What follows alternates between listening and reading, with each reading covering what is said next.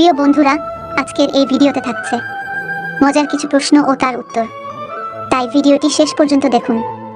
আর ভিডিওটি দেখার আগে অবশ্যই হেডফোন ব্যবহার করুন। তো চলুন ভিডিওটি শুরু করি। আজকের প্রথম প্রশ্ন, লাগানোর সময় মেয়েরা ছেলেদেরকে শক্ত করে চেপে ধরে কেন?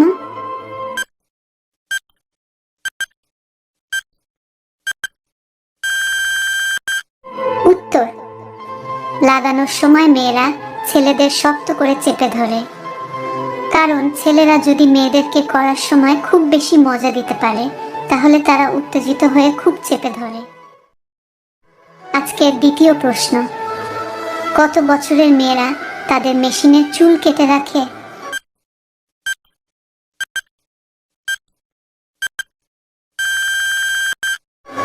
20 থেকে 25 বছরের মেয়েরা তাদের গোদের চুল কেটে রাখে। তারা মনে করে চুল কেটে রাখলে তাদের মেশিনটি পরিষ্কার থাকবে এবং ঘাপাঘাপ করার সময় কোনো প্রকার সমস্যা হবে না। প্রশ্ন, মেয়েদেরকে করার আগেই তাদের তলের মেশিন দিয়ে জল বেরিয়ে যায় কেন?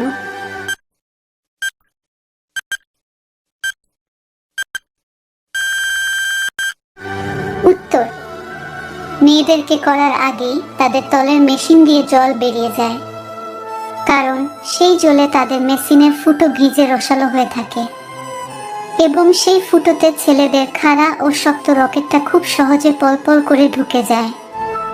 এর ফলে মেয়েরা ব্যথা পায় না, তাই করার আগেই জল বেরোয়। প্রশ্ন, একটি মেয়ে ছেলেদের কি করলে খুব তাড়াতাড়ি উত্তেজিত হয়ে ওঠে?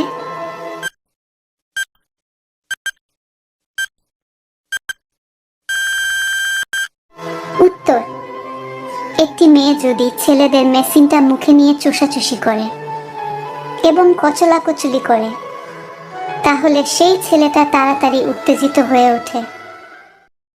প্রশ্ন, চিৎ করে ফেলে গায়ের উপর উঠে এমন ভাবে করে গুহা শুদ্ধ নড়ে?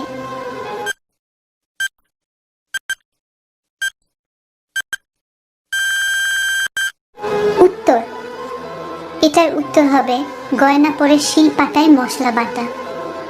এটা একটি ধাঁধার উত্তর।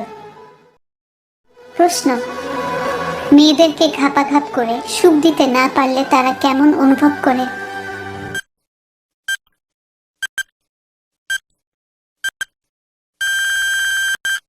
উত্তর, মেয়েদেরকে ঘাপাঘাপ করে সুখ দিতে না পারলে তারা খুব খারাপ অনুভব করে। তার মনটা খারাপ হয়ে যায়। তখন তারা সেই সময় চায় অন্য কেউ এসে তাকে ইচ্ছা মতো ঘাপাঘাপ করে তার মেশিনের পর্দা ফাটিয়ে দেয় ও তাকে চরম সুখ দিয়ে তার মাল আউট করে দেয়। আজকের শেষ প্রশ্ন, মেয়েদের যখন খুব ঘাপাঘাপ করার ইচ্ছা হয় তাহলে আপনি কি করে বুঝতে পারবেন?